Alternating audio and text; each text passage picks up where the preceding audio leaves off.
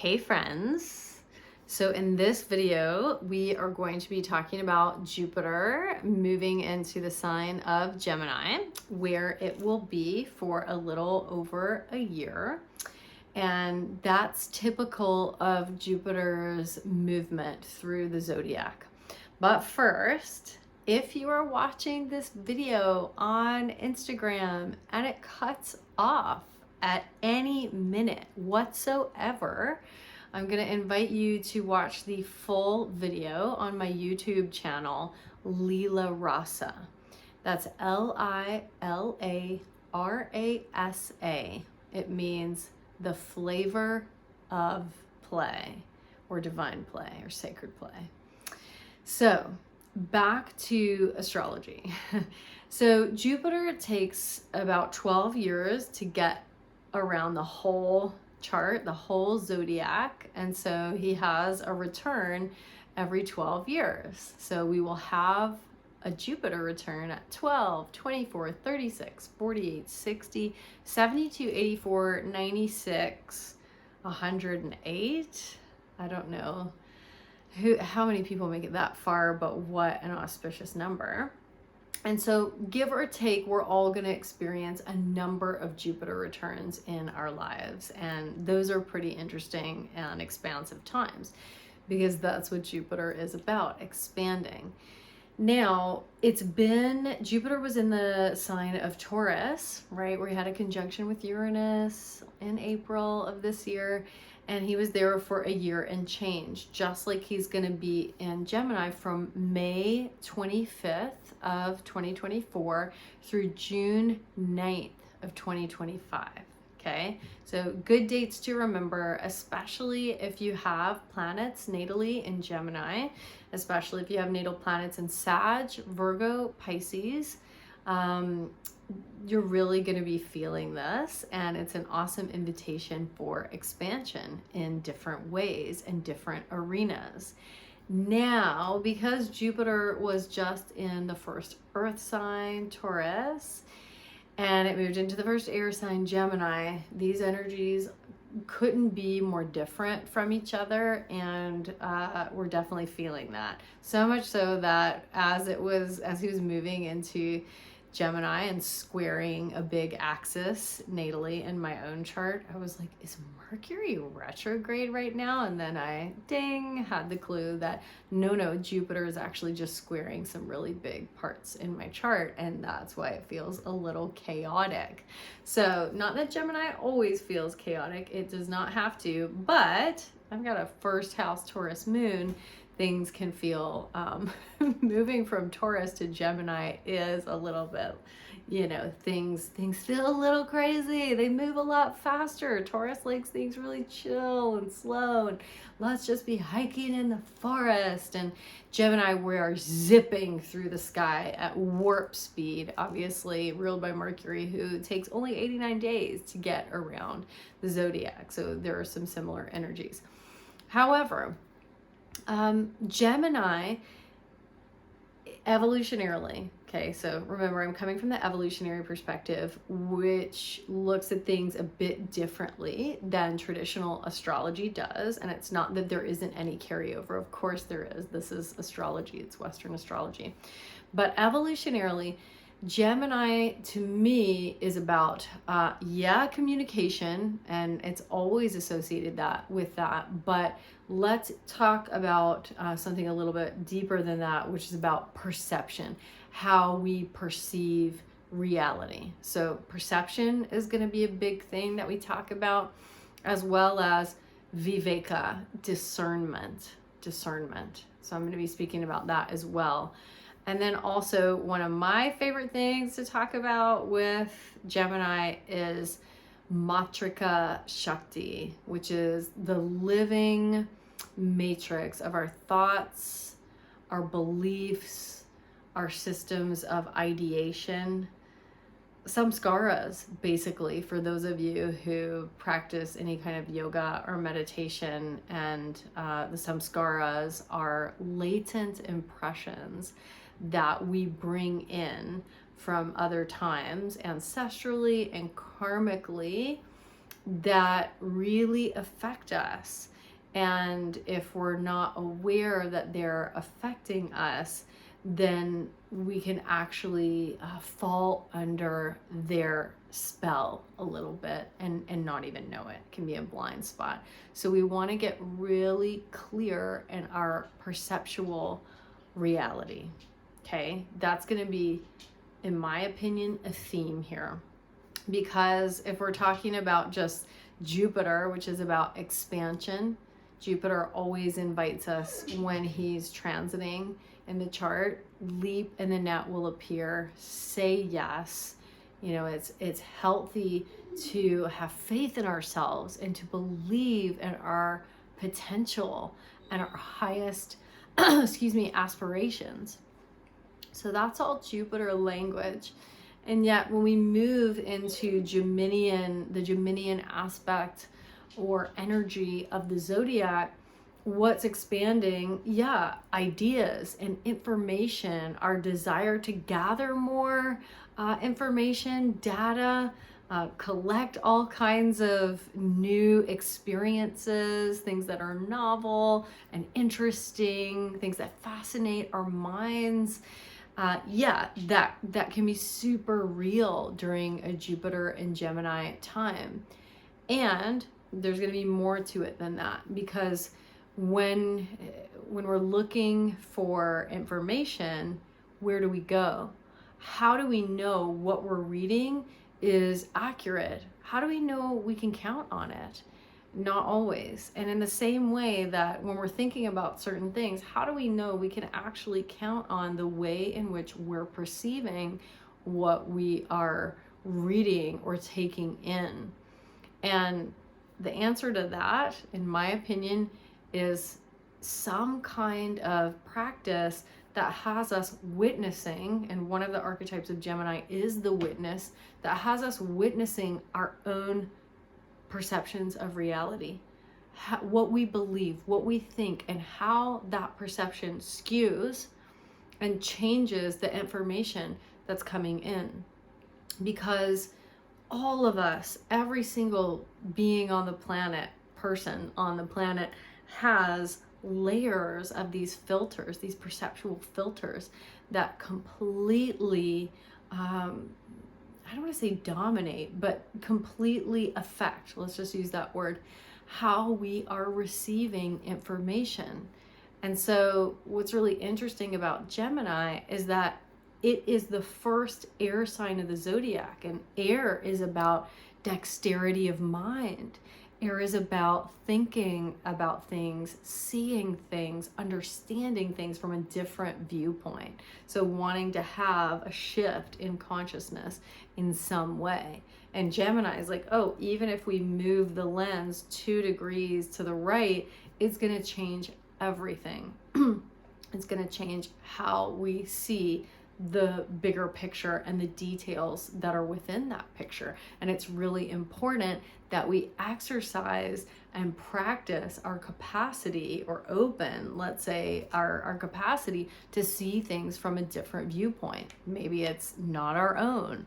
Maybe we're just trying on a different viewpoint so that we can actually give our minds an opportunity to shift their perceptions a little bit. That's going to be a key when we're talking about Gemini. Now, of course, this is really important when we're having a conversation. So Gemini in shadow can be chaotic, and it can be really bad at listening, right? Because it's just like 5 minutes ahead. Someone's saying something, and Gemini is like already racing forward and thinking about what they're going to say next, right? We've had conversations that feel a little bit like that. And one of its, let's say something that's really good for Gemini to learn how to do is to actually slow down a bit and just learn how to receive information. And one thing that I like to talk about with Gemini is actually, extending our antennae out into reality and receiving. Because Gemini is about receiving information as much as it is about sharing and giving information.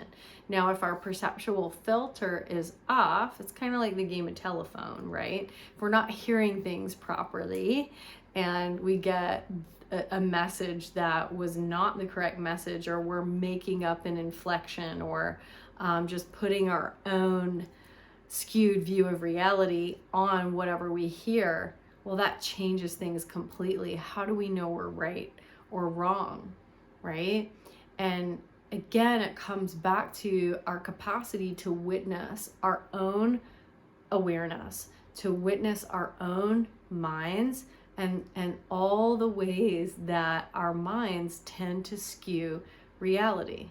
And of course, if you know your birth chart really well, you're going to have a good clue, or a number of them, as to how your mind will see things. And maybe you see them through rose-colored lenses. I'm excited. I'm getting ready to get a pair of rose-colored lenses so that I have protection from my computer screen. But seriously, if you're seeing things always through, what would the opposite of that be? Like foggy lenses, that's really important for you to know too. And I know for me, before I started any kind of practice, I was just at the whim of my mind. And not that I'm not now, but I'm not in the way that I was like 25 years ago, basically. At the whim of my mind in a way that wasn't as clear as it could have been. And that's because all of this living matrix of thoughts and ideas and perceptions was so thick that I couldn't see through it. I couldn't see beyond it. And so what any kind of meditation practice invites us to is to actually, of course, come back into that witness consciousness where we are aware. Perhaps we're aware of awareness itself, right? That would be awesome. Even if we're not, we're aware of the way that our mind wants to take things. We're aware of the way in which we're gonna skew things, or we're gonna just like, oh no, it must be about this, or this is that, or labeling things, whatever it is. Now, it's not that that's bad or wrong, because everybody has a mind and every mind does that, but it's just Gemini and Geminian energy is really aided by practices that allow it to see itself, because what it wants is really clear perception. It actually wants that. I find it fascinating that Gemini, so from an evolutionary perspective, Gemini really wants like openness, like open-mindedness, like beginner's mind, open mind, clear perception, just crystal clear, clear as a bell, right? Have you ever woken up and the air feels so crisp and clear? It's like that. That's really what Gemini wants, but it's got the most active mind, and so it'll use its mind to think of this and that, and oh, what about this and what about that? Oh my God, what do you think of this? What do you think of that? Oh my God. And then finally, it's using its mind to actually have this aha moment where everything comes into view in this really epic way that it couldn't have planned, it couldn't have imagined, but it actually, what happens? There's an insight, there's an epiphany, there's a realization, there's an aha moment, a light bulb goes off. And Gemini lives for those moments. I mean, I often actually with Gemini think about the Buddha sitting under the Bodhi tree. And it's moment and moment and moment, breathing in, breathing out, for goodness knows how long. I have no idea. And then all of a sudden it's like everything just comes into really clear focus, and all the bullshit falls away. Everything that's not real falls away.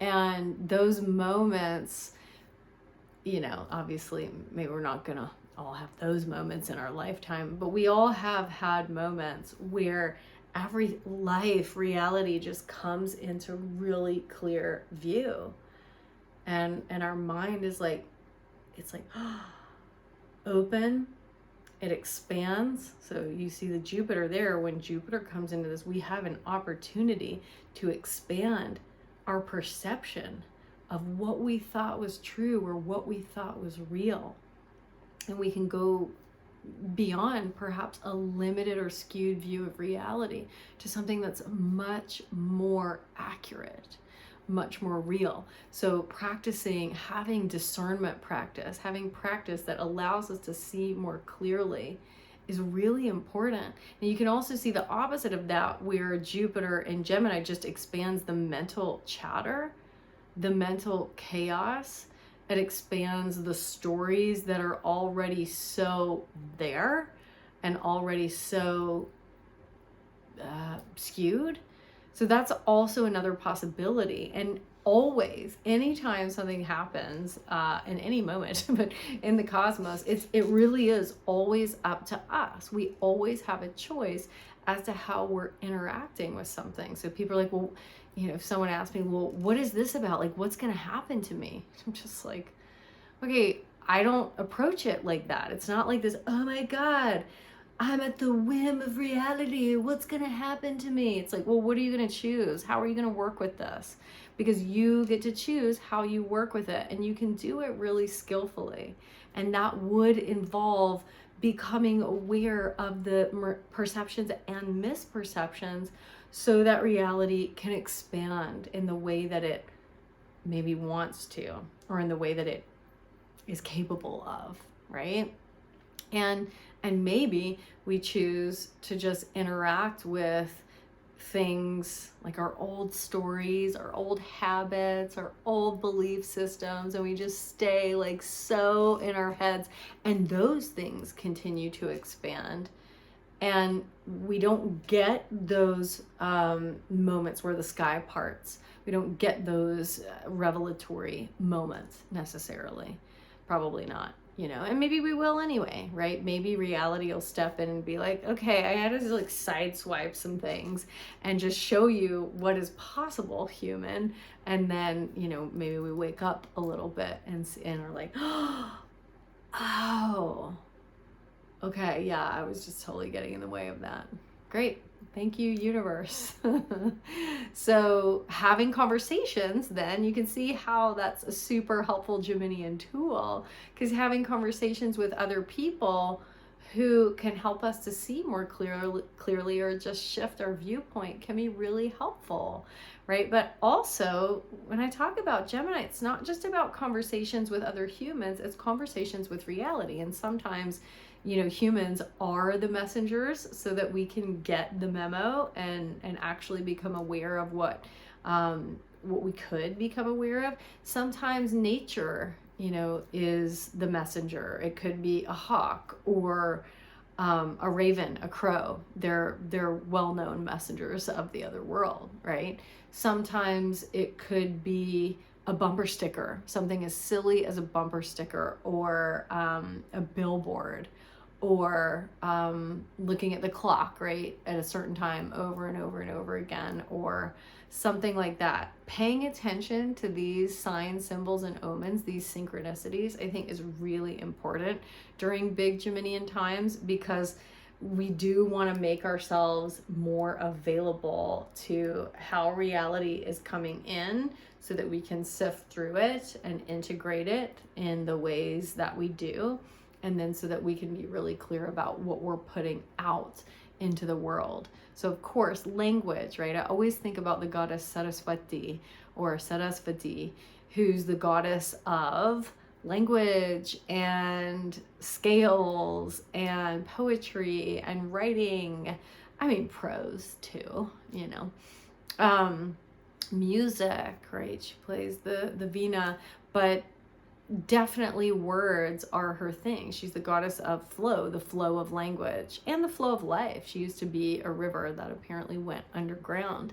But I love thinking of her during Geminian times because, again, it's how do our thoughts create our reality, right? What we think actually generally comes true. And so we know that if there's a subconscious pattern that's playing itself, even if we're doing as many affirmations as possible, that subconscious pattern is actually going to come true. So This is cool. Mercury in his capacity as the ruler of Gemini and his capacity to play the role of psychopompos. He can go down to the underworld.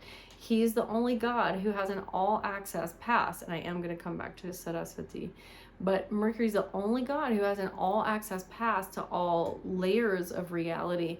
And so sometimes it's necessary, right, to go into these deeper places and actually question, like, where is this perception or misperception coming from? Or what is this deeper pattern about, to become aware of a subconscious pattern that's playing so that we can actually make it conscious, right? Ideas, information, and be like, oh my gosh, like this, I've been carrying this pattern with me for a long time, and wow, this is actually what needs to shift in my own understanding.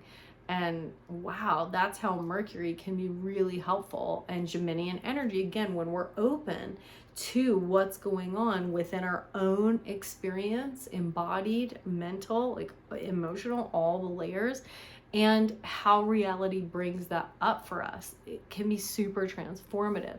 Now, Saraswati, she kind of governs this realm too. Now, I don't liken her totally to Mercury because she does have some artistic kind of Venusian vibes to her as well, but she does have mercurial energy. Let's say energy like Mercury, because that word means something different, but she basically gives us the capacity, again, guess what she goes with? In yoga or in Hindu thought, she goes with viveka, with discernment, and she rides a swan that has the ability to drink in any situation and to take what is, or to receive what is really beautiful and beneficial and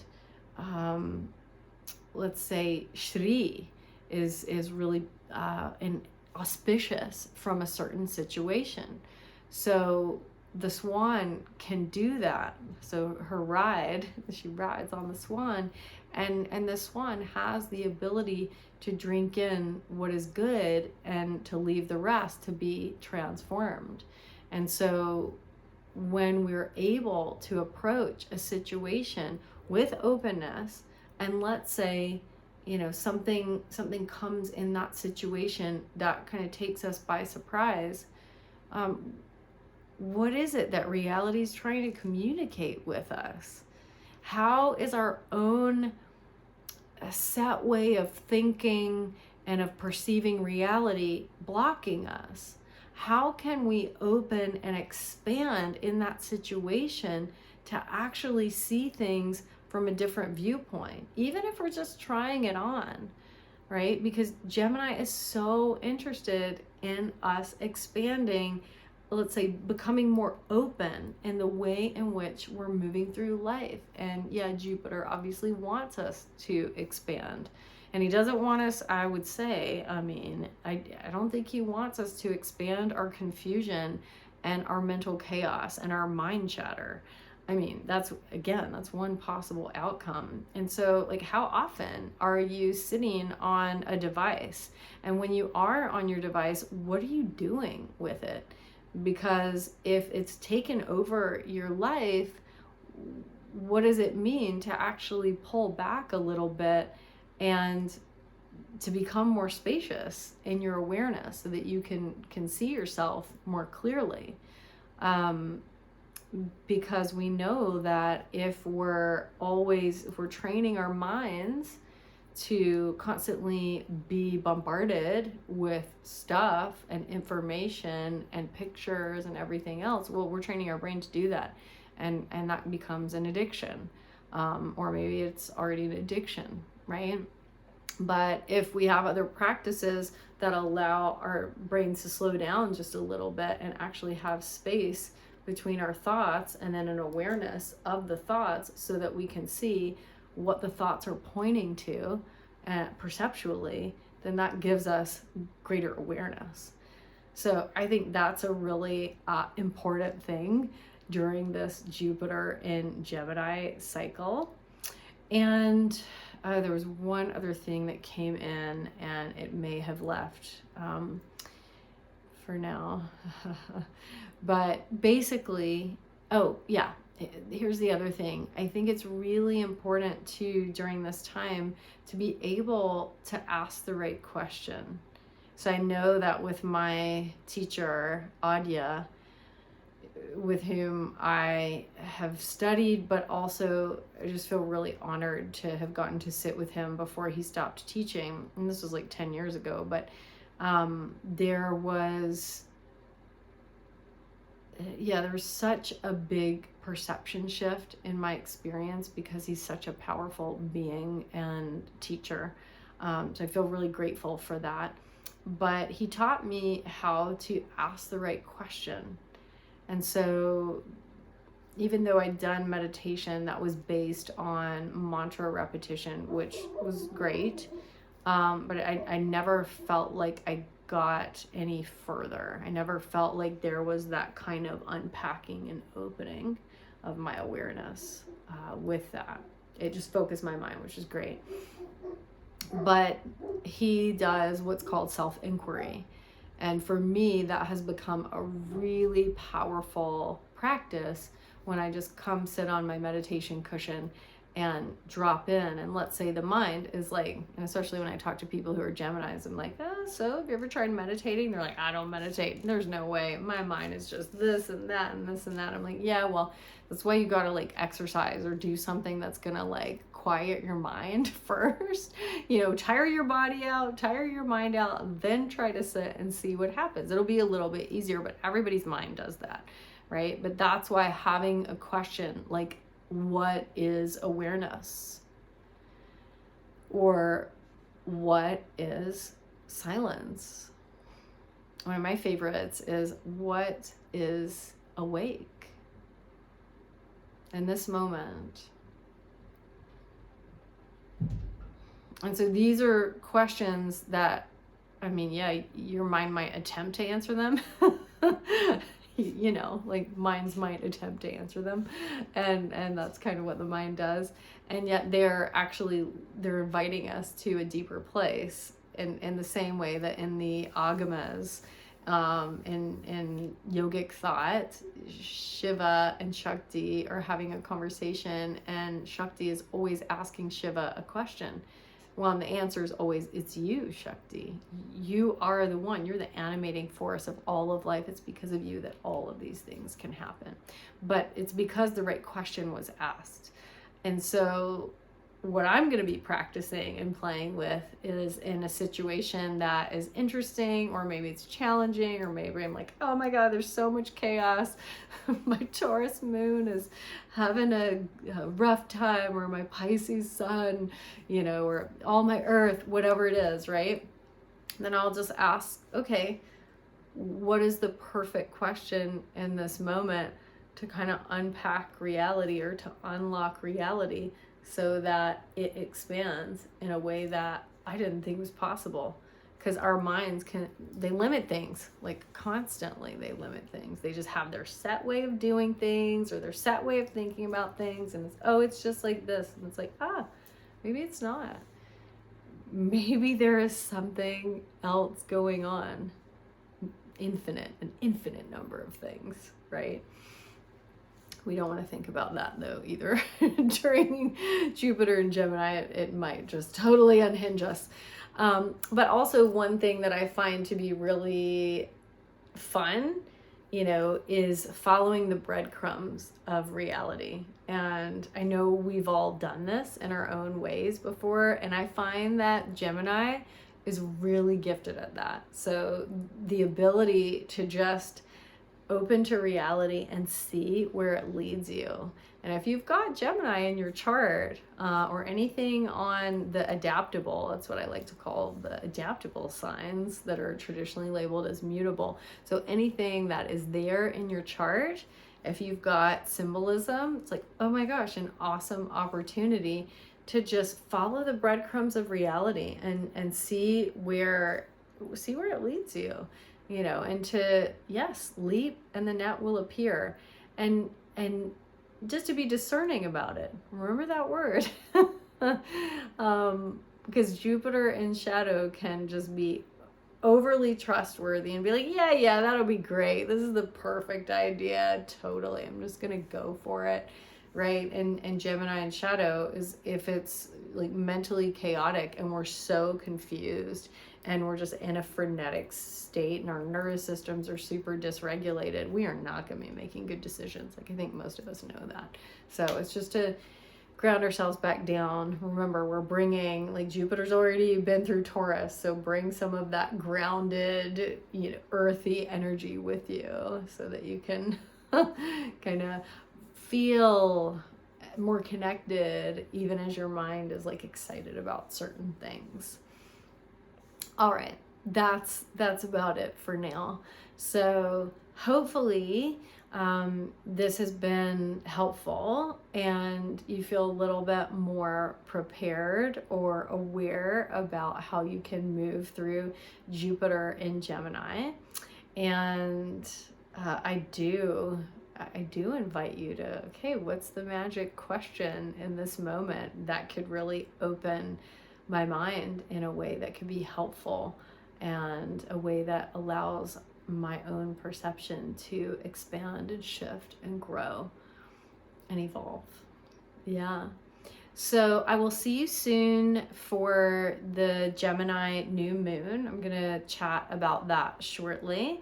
And a lot of the themes that we just spoke on are going to be present, obviously, because we're talking about Gemini. But until then, I hope you have a really wonderful Jupiter and Gemini period. And please feel free to reach out if you have questions on any of it. Okay?